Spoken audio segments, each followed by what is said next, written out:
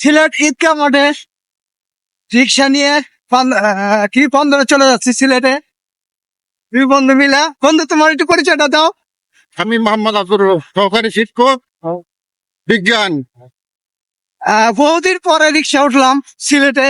রিক্সা নিয়ে চলাফেরা করা তার মজা। ফাঁকা রোড, ওয়েদারটাও ভালো, একদম মনোরম পরিবেশ। ওই যে পিছনে ঈদগাহ মাঠ, ঈদগাহ। তো আমরা বন্দরে যাচ্ছি কিছু মার্কেটিং করবো এবং তো ঘোরার জন্য। তো বহুদিন পর এই সময়টা ফিরে পেয়েছি। এমনিতে সময় ফিরে এরকম পাওয়া যায় না সবার তো, কারণ আমরা ব্যস্ততা থাকি বিভিন্ন সময়। কিন্তু কথা করি, টিউশনের ব্যস্ত থাকি, ছাত্রছাত্রী নিয়ে ব্যস্ত থাকি, কাজ নিয়ে ব্যস্ত থাকি, আরো অনেক কাজ নিয়ে ব্যস্ত থাকি।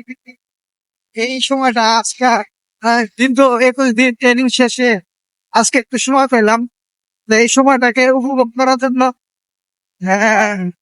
রিক্সা নিয়ে সিলেট শহরে ঘুরতেছি। ভালো লাগছে। সকলে আমাদের জন্য দোয়া করুন।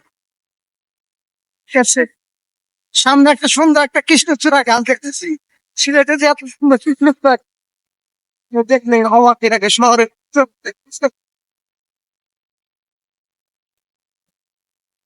সিলেট শহর।